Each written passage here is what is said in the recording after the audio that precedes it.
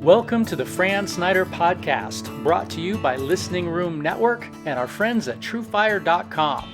Today's guest, Louise Baker, founder of Baker Booking and talent buyer for Isis Music Hall.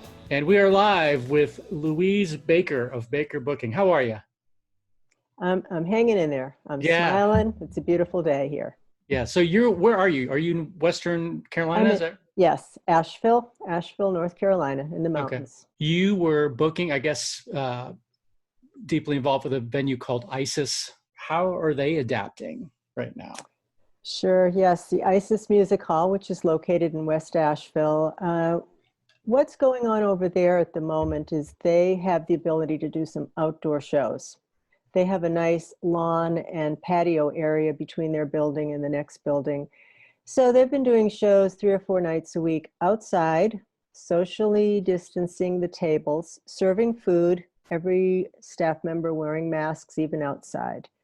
And they have been bringing in some local bands. And it's been fairly successful, but it is subject to weather. Right. And, we're having a lot of thunderstorms in the afternoon. They can move it inside to the larger room, which normal capacity is 150, but they have to minimize the capacity to about 40 so that they can space the tables out. So they've been able to adapt. That's great. Yeah, for now. They can't do any full capacity shows or anything inside beyond that. So that's what they're doing. And I've sort of partnered with them to present live stream shows under my own brand of the Mountain Spirit acoustic series. So I'm doing some live streams for the music hall. They're doing outdoor shows, and that's where we are with that right now. Excellent. So let's step back and talk a little bit about your background. Where are you from? How did you get into the music business? And, basically let's outline the path of how you got to what you're doing now. Well, I'm originally from Boston, Massachusetts. I grew up there, went to college in Western Massachusetts. And I got a guitar when I was 14 from grandma and started playing music. I thought I, could maybe be the next Joan Baez or something like that. That didn't happen, but I got to play in a little group when I was in high school. And we played some of the local coffee houses in the Boston area. And I just loved playing, writing. And I thought, someday maybe I could have, if I'm not the star, maybe I could have my own venue or something. And then, fast forward, college, traveled a little bit. I lived in Oregon for a while, and I moved to Florida with some family members and got married, had a family, and lived in Florida for quite a while and didn't do too much music. I got into a banking career. So I had the... What part of Florida? What part of Florida? I lived in the Stewart area in Martin County. East Coast. In East Coast. And I loved it. It was a great place as a young family growing up. And I did the banking mostly to pay the bills. I didn't really see myself as a banker, but I did that. And I didn't get to play much music, just with friends and family. Then, as many people in Florida do, we wanted someplace cool to vacation. So we started to visit North Carolina for a little family vacations. Fell in love with it. And after a little thought, my son wanted to get into an acting school here, the North Carolina School of the Arts. So we packed up and moved up here in 2001 to North Carolina. Still pretty much stayed in banking, did a few other things, but loved music. And when we got to Asheville, we saw that there was great music all around, a lot of bluegrass and mountain music, which was really fun. And so we started going out to clubs, and we also joined a local Unitarian church and asked them if maybe we could run a little folk series there. Started that in 2005, called the Mountain Spirit Coffee House. And honestly, Fran, we just, seat of our pants, we just started asking people we knew, some who lived right here, like Al Petaway, Chuck Brodsky, Chris Rosser, local folks. We said, if we do a coffee house, will you play? And they said, okay. And, we used floor lamps bungeed on the rafters of spotlights and a homemade stage and had people bake brownies. You know how that goes. I love it. That's but great. Did it for 10 years, and that connected me with lots of agents and wonderful touring performers. You know, we had John Gorka come through, and Brooks Williams and Bill Staines and Tracy Grammer. We had some wonderful performers, but it was once a month, all volunteer, and I still had my full-time day job. And after 10 years, when the ISIS Music Hall opened, I started to go there for music and met the owner, and he said, "Oh, you're that woman who knows all about folk music, right?" Because he's a bluegrass guy, the owner of ISIS Music Hall. Nice. And I said, I have good connections in the folk world. And he said, "Would you like to bring some of your shows here? And we'll do them here in a restaurant dinner setting." And that's how that transition happened. I retired from my banking days. I got hired on as a talent buyer at ISIS Music Hall in, it was about 5 years ago. It would have been 5 years this December. Okay. I started to work for them. So, it was kind of like my dream came true. I didn't have I had my own at the coffee house, but it was all out of love, Right. and volunteers. And then I got to go work at ISIS Music Hall, where they have, great sound system. I didn't have to bring the brownies. I didn't have to worry about the tickets. All I had to do was book the artists. Nice. And it's been great. And from there, I've gone to the conferences and really upped my game as far as being a talent buyer. That's the one hat. And then I think along the way, I thought, well, maybe I could represent an artist. And I started in 2014 my booking agency, Musical Lou Productions, which is now Baker Booking. And I've had the honor of working with John Shane, Brooks Williams, Pat Donahue, Tracy Grammer, some former clients that I still dearly love. I don't work with them anymore, but so that's how I got to do all this. And I do have a guitar, and I'm trying to play it again, but I have no calluses. Okay. Well, you could either switch to nylon strings or Practice. or just practice a little bit every day. So, so that's wonderful. The being in the house concert world, and we kind of have parallel timing. You and I started Concerts in Your Home, which became Listening Room Network, in 2005. So launched in 2006, but I was actively working on it in 2005. And then 5 years ago, launched Listening Room Network to basically start serving public listening rooms in a better way than we could in just the strict house concert thing that we had developed. So really our core values are a listening room and a living wage. And as much as we love houses and house concerts and how they can be a perfect expression of that, we dearly want to support places like ISIS and public venues where the music is respected, as well as the artist. So yeah, we've kind of made major shifts in our lives about the same time. Absolutely, and it's a good match. And you and I have met over the years, and we kind of cross over with this and the artists that we've worked with too. And I believe you're also an active supporter of the Southeast Region Folk Alliance. Yes. So are you on the board there, or just? No, I was pretty actively involved there for quite a while, because lucky for me, it was a 10-minute drive or a 15-minute drive from where I live here when they held it out at Montreat in Black Mountain.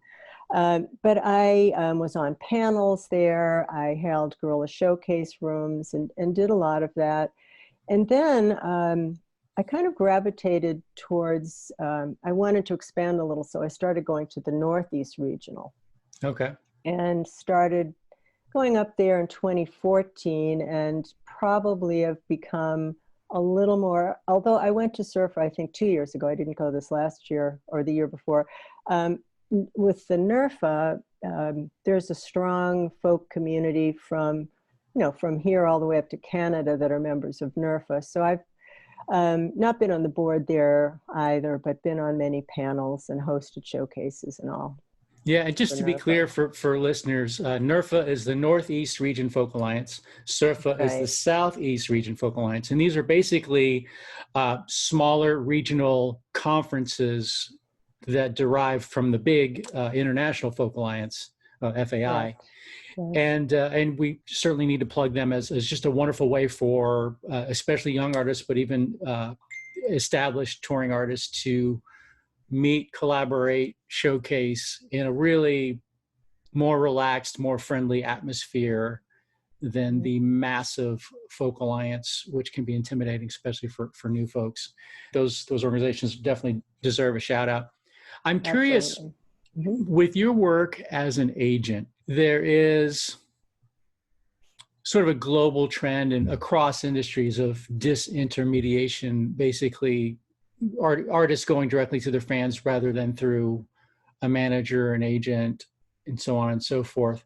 I'm curious for you, has it just changed the caliber of artists that you work with? What are some of the shifts in your work that, both positive and negative, that you could describe for us? Do you mean before COVID or with COVID? No, I mean, globally? I mean technology wise. Yeah. I think, the internet has basically open access. Anybody can reach anybody. Sure. And, clubs that you used to have an agent to get into, or just being able to tour without an agent through, like a network like mine, or a network, or just the internet. I mean, there's zillions of websites that you can use as resources as an artist, and, and take your shot at getting through to the right person. I'm curious if that is really not a big factor for you. Are there bigger trends going on that affect your work? Well, I think that is a factor, and it's all about how you're positioned in touring and your relationship with your artist as a booking agent. And I have learned so much over the years that the difference between an agent and a manager and all. And, one of my mentors is David Tamulevich, who got me started in the business. And we were at a festival last year, and he held a little workshop with some artists, and that question came up. Some people said, well, I could just call a house concert or a small venue and book myself, and, why do I need an agent? And, David said, well, it's a partnership. We're there to work together. We look out for you. We have connections that we've built with relationships over years and years, and it takes a long time to develop those, going to the conferences and such. And something that we've tried to instill in our artists, they can certainly call someone, and it happens a lot with house concerts, that a house concert presenter might see them at a conference and just pull them aside, like our friend David Jacob Strain, and say, oh, I'd like to book you next time you're coming through Kansas City or something. It's really their job, the artist, to say, I want you to meet my agent, Louise. She'll take really good care of you. And I'm busy now recording and writing, and I want to play your series again, but I trust that Louise is going to do the right thing. And you need that kind of relationship with your artist to make it work. And that way, the house concert presenter, the venue presenter, will get the feeling like, well, David cares about me, but I'm going to deal with Louise because that's the way it should work. I think networks are fantastic, and that goes hand in hand with what you're doing and some of the other networks and websites out there. They've made it easier for us too, as agents, when we're stuck on a particular part of the country, to look at, being part of your network and say, I don't know any house concert in Albuquerque. Oh, well, Fran has somebody there. And I think it works hand in hand. The technology, it's overwhelming, the amount of venues out there, and hopefully many of them will survive. But to find someplace in obscure areas, that the technology is great with Google Maps and these websites and the internet. And it really depends on the artist. And I've coached a lot of folks too. I've done a lot of coaching, and many of them say, when am I ready for an agent, or do I need an agent? And it really depends. They have to try it on their own a little bit first. And I think that's when it comes in handy, having the technology. But I think the technology helps in all the things that you've done. It's made it better for agents and for artists.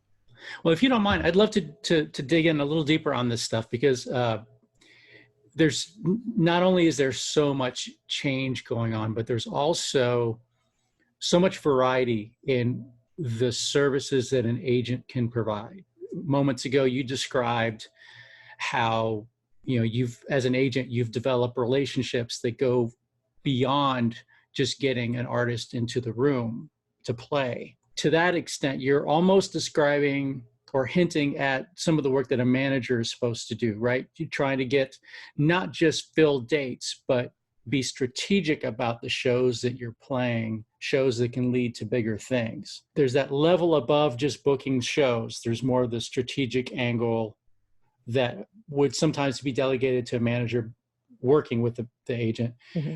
And then there's stuff below the booking of the shows, which is where artists fall apart even more than booking shows and not being able to fill dates. What happens after that when they're not represented, a lot of times the shows don't get advanced and the artist fails to reach out to the venue to confirm, double confirm, ask if RSVPs or tickets are being sold. Did they get the posters? Is there anything else we can do to support the show? All that kind of stuff mm-hmm. that can be done by an agent in some cases and sometimes isn't. For you, when you work with a particular artist, is there some variation in the responsibilities that you will take, above booking the shows and below? Does that vary from client to client? Or do you have like a specific narrow range? This is what I do. And if you're an artist who needs this, I'm the agent for you. Well, a little bit more the latter, but it's taken me some time to get there because as a young agency, and there's really myself and my partner, Bruce Swan, I've had some interns now and then, but they come and go. So essentially in the beginning, I really didn't know the difference. So for instance, when I worked with Pat Donahue, I did everything for him. I booked his travel, I booked his shows, and then I realized that was a lot of work for, the commission. And so we had sort of an understanding about what I would do. And right now, how it's evolved, we will book the shows, which that's the developing the relationships. That's the spending the time and money to go to Folk Alliance or NERFA or SURFA. We also will advance the shows and we will send the promo information so that the show gets booked on the website. After that, if as far as the social media, making the events, making posters, all of that sort of thing, that's sort of a la carte. And if we do that, which I have the ability to do, or at some point I did have an intern that I would farm it out to, and that's over and above, and that is negotiated with the client. And sometimes it's a particular event. They have a big tour going on. They want press releases to go to the radio, physical posters to be mailed. And I will do that, but that's over and above, and I charge an extra fee for that mm-hmm. because it's a lot of work. But we've developed, thanks to Google, using a system called Autocrat, a wonderful way to capture all the information that's needed from the venue. What time is sound check? Where should they park? What's the hospitality? We get all the information and it automatically creates a contract.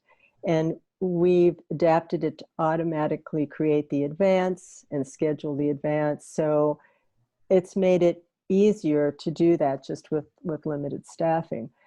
So basically, yes, we get the gig booked, which, as you know, can be many, many emails back and forth. We issue the contract and we will advance the show. Beyond that, if there's a special need from one of our clients for a particular show, we will address that. We can help them with it, but there may be an extra fee involved to do that. Okay. And, obviously I'm from the house concert world. I mean, that's not all I've done, but it's a big part of what I care about. And one of the challenges that I've seen over and over with agents in our network is, well, number one, a lot of our hosts, it's such a grassroots thing, right? House concerts are such a handshake, love, mm-hmm. put the money in the jar. We trust you. There's so much of that ethic Right. in the house concert world. And oftentimes, especially an agent that doesn't have experience working with house concerts will sort of come in to a booking situation like a bull in the china shop and really go all New York on this, divorced housewife who's trying to put on a show in her living room with an artist that she loves and wants to support. And, then comes the 2-page contract and the 3-page writer, and the host is overwhelmed, probably irritated and disillusioned because they thought that they were making a connection with that artist. The artist was really friendly when they met. And then all of a sudden there's this person who's trying to get as much as they can out of the host for the artist. And obviously by definition, that's your job, but there's different ways to do that. And so I'm curious for you, was it difficult to transition, or have you had to really make any adjustments for how to talk to house concert presenters? And obviously they're not all the same either, right? You have very experienced ones who expect a contract, but our business, has been to really inspire new folks to get involved. So we always have a huge percentage of our community that is new or getting started. And I'm curious if that's involved some hard lessons or if it was pretty smooth for you. Oh, no, sure. Well, I am very adaptable, and because of my years of working in the coffee house and doing everything from making dinner for the artist to vacuuming afterwards, I understand that. And we're lucky that we call ourselves sort of a boutique agency. And yes, I've had interactions with house concerts that say, contract, we never do a contract. And I can feel either fear or resentment. And I'll, usually try to pick up the phone or email and say, that's totally fine. I'm going to do the contract for my records and for my artists. So we'll keep that here, but I'll just let this email where you're confirming this date and this time and that you're going to feed him and he gets a room. I'll just keep the email, and that will suffice for the contract. And, I have some clients that have had some pretty intense riders with sound equipment.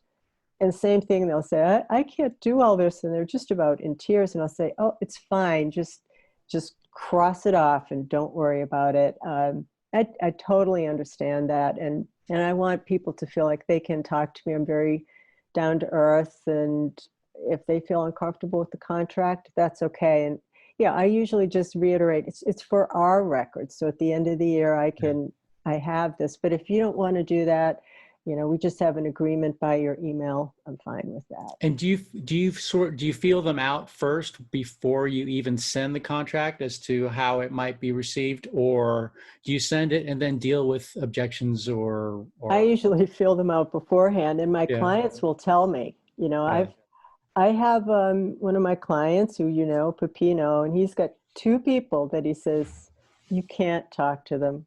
You just don't. I have to just handle these. And I said, okay, that's fine. Yeah. When I first worked with him, he had quite a few that he said, I don't know that, they're going to want to deal with a new agent. I'll do it. And now that list is down to just 2. Right. And I respect that. If there's a couple of people that my client says, she absolutely, I can't do this, but I will book it. You don't even have to be involved, but I'll pay your commission anyway. I'll say, okay, that's fine with me. Because I want everyone to feel win-win and comfortable about it. Yeah, and you bring up a point that flabbergasted me when I was touring the college circuit. I had an agent that was booking the college shows, and it was kind of up to me to fill the gaps with club gigs or whatever I would need in between stuff, because they would work really hard to get me like 3 shows in 5 days or 5 shows in 7 days. But, sometimes it worked out, sometimes it didn't. And I had a friend of mine, Jason Lavasser, who was talking to me, and he was like one of the top performers on the college market. He won, Artist of the Year a zillion times in that network.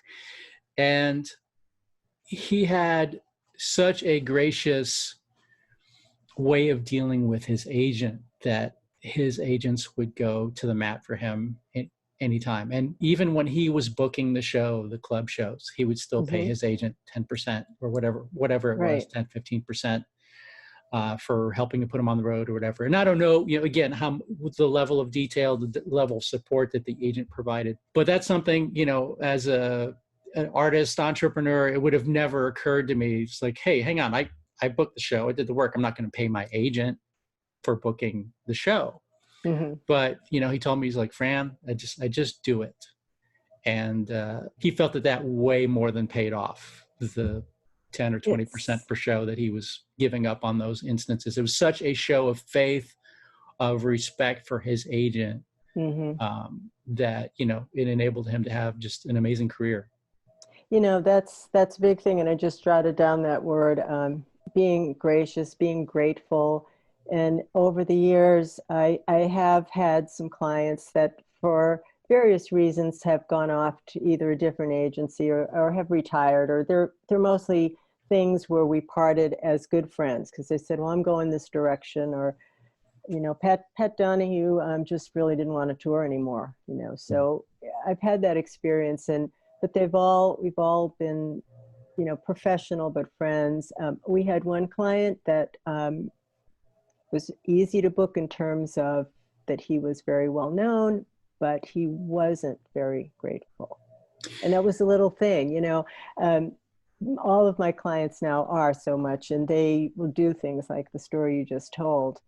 And that was the one thing. It's, it's not just about, here's your commission. It's about maybe saying thank you, or occasionally I've toured with some of our artists. I just, have gone out, been in the audience with Pepino or David. And if I'm in the audience, they recognize me in front of everyone and say, my agent's here. Yeah. That goes a long way to solidify my respect for them and my work for them as well. Before we go into sort of COVID and the changing landscape, I want to ask you one more agent detail, because most of the people that I'm going to interview for this podcast series are going to be artists. I'll do some venues, some house concerts, but most of it's going to be artists. So if you don't mind, I want to dig in a little bit more. Another potential point of conflict when an artist and an agent split, whether it's amicably or not, is the relationships that the agent created for that artist, right? So let's say you have an artist and you get them all into all these rooms. And obviously it's not just you making the calls, it's the artist being great and putting out great art. So it's never just the agent. But at some point you feel like you're responsible for a lot of the relationships that artist has made with venues. And now you're no longer under contract, and the artist can keep going back to those venues, and either they're not paying a commission or they're paying it to someone else even. Is there a roadmap for sorting out these kinds of issues after a relationship with an agent ends? Is there sort of a middle ground that's commonly acceptable, or is it usually like you really have to negotiate the terms of the breakup, so to speak? Well, we start in the beginning by issuing what we call a memo of understanding with an artist. Exactly what we will do for them when that period starts. We'll renegotiate every year.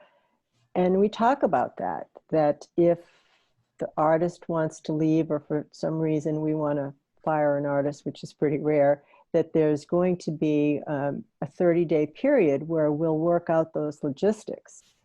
And we've had, it's interesting because in some of your preview questions, you asked me about, big disappointments, worst case scenarios. And it's funny, in 3 years, a couple of years back, we had an artist we'd booked a tour for, and there were some personal reasons that this person decided to pull the plug like about 2 weeks before the first gig.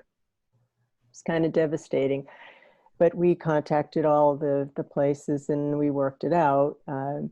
Then last year, another artist of ours was a wonderful person. We had a big tour booked, and she hurt herself accidentally and couldn't go.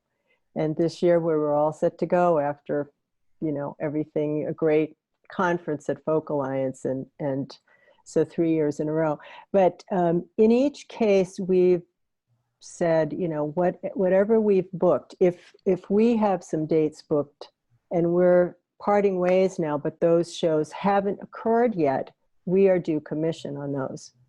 We don't care if you get a new agent or whatever, we will still automatically send the advance. We'll let the venue know, well, we're not representing this artist, but we are going to continue to work with you to get this show happening. So we'll, as far out as that might be, and in one case, I had a show that was more than 6 months out, a random show, and the artist did the show and I got paid the commission. Mm-hmm. And as far as turning over the contacts, well, they're going to have those contacts anyway, because they, in the advance and all, they'll have the presenter's information.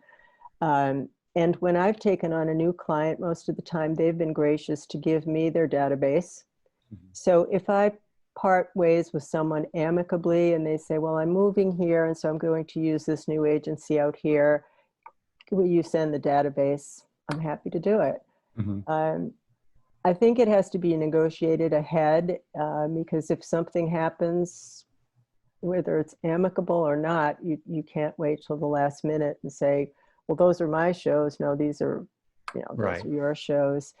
And you just have to respect each other. And because of the relationships that our agency has built with the venues, I think they'll understand. I think it's really important to have a memo of understanding or a contract ahead of time so everyone has a clear understanding of what will happen. That's great information. So let's talk about, you do a newsletter. I'm not sure if it's periodic or if it's scheduled like every 2 weeks, but it feels like it's around every 2 weeks or so. Mm-hmm. And I started getting them a month or two ago, and it's always just incredibly valuable insight. Well written, comprehensive. No, I was going to say they're high signal, low noise. So yeah, but just a lot of really relevant information. It's clear that you're talking to a lot of industry folks, you're talking to a lot of venues, and you kind of have the pulse of, how they're feeling, how they're adjusting to this COVID. And for any listeners who don't know what's going on, if you're listening in 2026 or something, we're going through a pandemic right now. Everything is upside down. Tell me about the newsletter. And tell me, I guess, some of your recent insights about how your venues and contacts are adjusting. Sure. Well, yes, it's the Baker Booking newsletter, which we used to do maybe once a month. And honestly, Fran, we are working on one today. We try to do it almost every week if we can.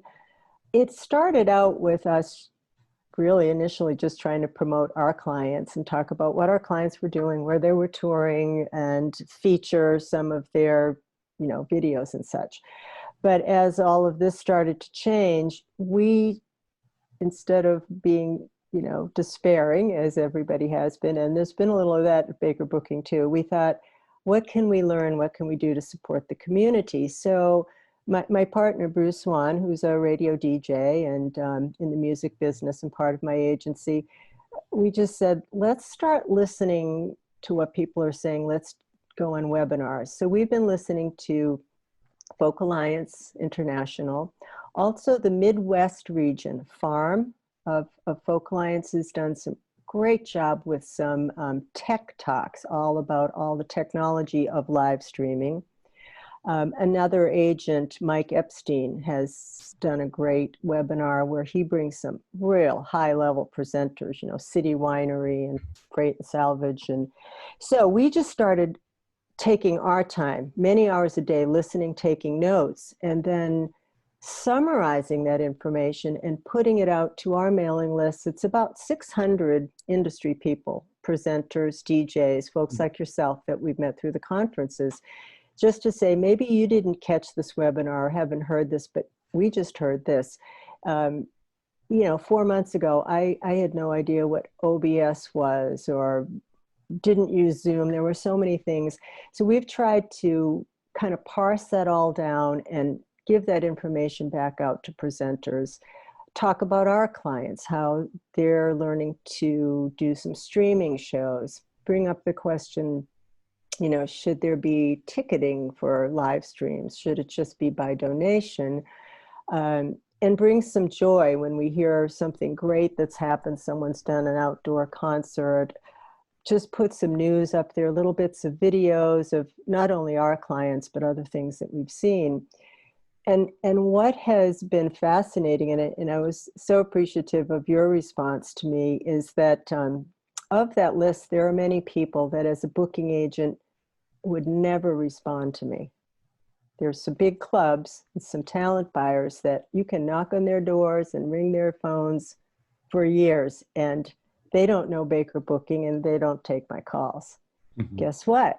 Now they're reading my newsletter, and if some of those people have now contacted me and said, can you help me? We had a fellow from a wonderful venue up in New York call us last week, right before he was going into a board meeting, and they're trying to figure out what to do. They haven't even started live streaming. He said, quick, can you give me some pointers? I love your newsletter and I got to bring something into my committee. And we're just so grateful for the feedback that we get. And I have now been able to speak on the phone with some of these folks that I couldn't for years. And they were delightful people. They've just been too busy and they didn't know me. Right. But it's been so heartwarming for us. Bruce writes a lot of the editorial part. I try to come up with the interesting pictures and notes and quotes, and it's just it's given us something else to feel good about and a sense of community. Sure, and I think it's a great example of seek first to serve. Just and you know. It is. We, especially as business people, we're trying to figure out how can we, keep the lights on and all these types of things. And a lot of times the most fruitful activity that we can do is when we don't worry about the money and just try to see how we can be helpful to the space. So I love to see examples like that. Kudos to you for doing that. In terms of what you're hearing from venues, are there any green shoots that you're seeing, signs for optimism for either, late fall, winter, early spring? Was there any sort of consensus emerging from the venues that you're talking to? Interesting question. And I just had a call a little while ago with my artists who are in Oregon, Maryland, California, Pennsylvania, and England.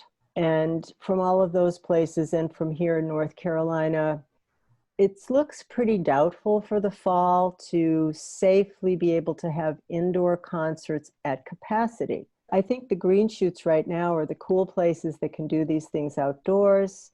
We watched a little miniature Sisters Folk Festival last weekend that was in a small park, and they're all in their little circles of pods. It was delightful. Those are just wonderful that those things can happen.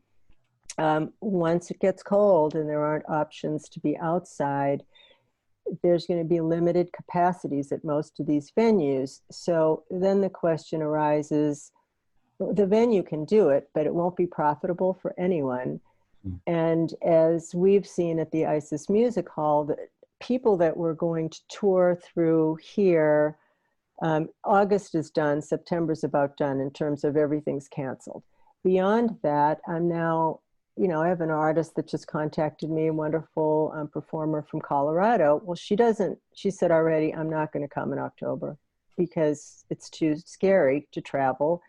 And the two places I was going to play before your place and your place can't do it. So I think that the hope for indoor shows for the rest of this year is pretty limited.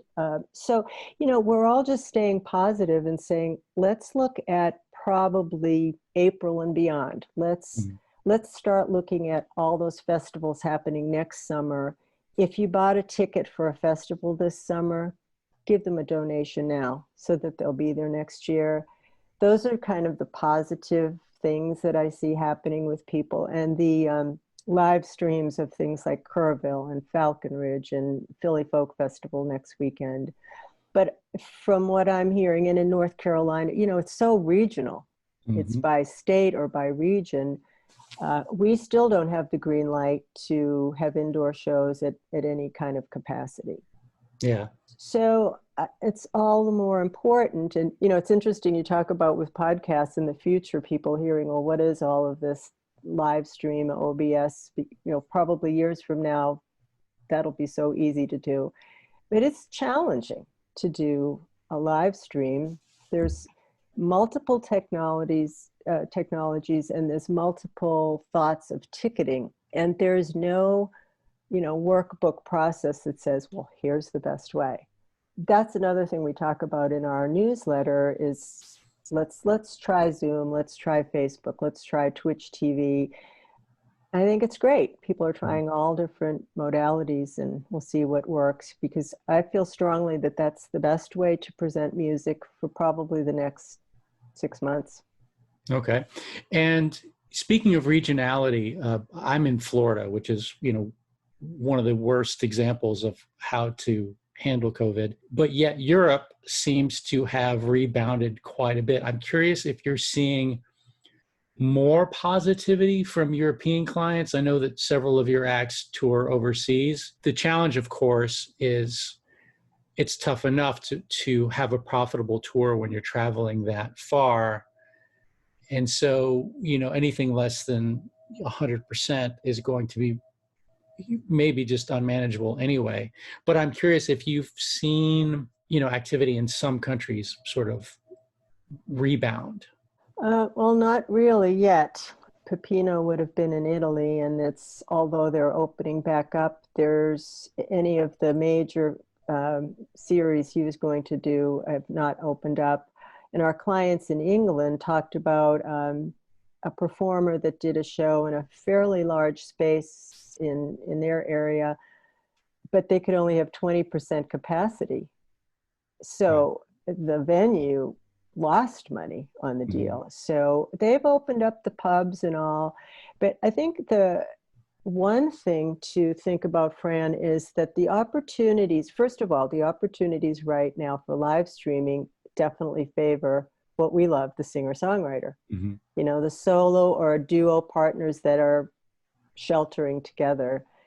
And then the other advice I would say right now for musicians is look at the venues that are within an hour or so of where you live, or maybe 2 hours, that you might be able to go and perform in their hall with no audience, with, a sound person, a couple of techs that have their face masks on. You could do a show there, or do an outside show, the way we're doing here. Maybe someone could drive up from Charlotte and play it in Asheville, and take those opportunities, because touring across the country or to other countries is just not practical or safe right now. So, look for some local venues that, we've had so many of our national touring artists have canceled. Mm-hmm. So we have open nights, whether it's outside or inside at a very limited capacity, that we could probably fill with people that are close enough to drive here. So I think that's what we have to look at for a little bit. Yeah, I totally agree with the emphasis on local shows. We started a program called Music by the Yard to encourage artists to play locally. Just, pitch this to your fans. Go play for, because everybody has sort of their little enclave, their little cohort of people that they feel safe around. And it might be the neighbors on this side and the son who lives across town, and you get 10, 15 people in your front yard with picnic chairs. The artist doesn't even have to come into your house. Right. They could play with just a tiny little amp. Yeah, you have all these battery powered amps now that are superb, or you could just do it unplugged if you're an acoustic act, that kind of thing. So really trying to encourage people to think outside the box and say, listen, again, think of it as a service. Don't think about what you're used to playing shows, but playing for 20, 30 minutes, on Saturday morning in your neighbor's front yard or backyard or poolside or whatever, can be a really sweet thing that might just put $100 or a couple $100 in your pocket. Just, have the host pay a flat fee if they can do it. Mm-hmm. collect from the neighbors if you can, or whatever. But I think there's all these opportunities because everybody's handling this differently. What I've seen in our network is we have a third who are, they feel at risk and they're not going to do anything until they get the all clear. And then there's a third who are sort of on the fence and maybe trying this, maybe trying that, and just kind of dipping their toe in the water as to how they can safely put events on. And a lot of them are having success with that. And then there's a third who are like, just one way or another, we're going to do music. We're going to figure it out. And they're doing shows outside in their backyard and putting pairs of chairs 6 feet apart and making it work however they can. Obviously it's not for everybody, and some people feel more at risk than others.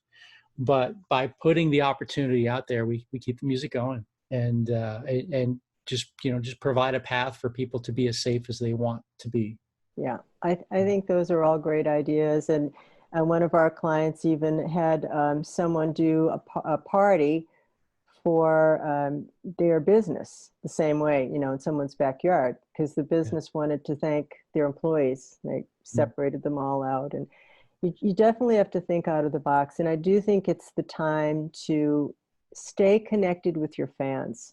That's the most important thing. And you can't think about a $500 guarantee or, I used to make $2,000 a night. You can't think about that. Just stay out there, whether it's doing those backyard concerts or being in line and staying connected. And I think that's the most important thing right now, to be out there. And, we've started this little series too, where we are doing sort of like showcases on a Tuesday night. It's called Music My Mother Would Not Like, because we missed the conferences. Believe it or not, we missed being in those small rooms in the hotels late at night, seeing 4 or 5 incredible people that we never heard before. So we've been inviting, Bruce has set this up on Zoom and been inviting a variety. So each night there's 5 people and they're all different songwriters from different parts of the country. And we've had great response. We put that in our newsletter because our idea was to put these folks in front of presenters. So when things get back to normal, they might discover someone new to invite to their venue. Right. And that's been wonderful too, to just give these 5 people a night an opportunity to be in front of a new audience. Excellent. Well, Louise, thank you so much for your time. What are a couple of quick links for people to get in touch with you or to keep up with your work? Sure. Well, you can go to our website, which is bakerbooking.com. We also have a Facebook page. And you can also look for shows coming up at the ISIS Music Hall, and that's isisasheville.com. And you can find information on Baker Booking about the music series that we're doing online and all of our clients. All of our clients are doing some live streaming. We're upgrading their EPKs to add their streaming capabilities and all. So we're just trying to think positive and keep connected with the community. Excellent. We didn't really get into your roster, but everybody, Louise has a fantastic roster of artists that you can check out at her website, and highly encourage you to do that. Louise, thank you so much, and I look forward to getting your next newsletter and catching up with you in person maybe sometime next year. I hope so. Thanks for all that you do too, Fran. I really appreciate it. My pleasure. Thanks again.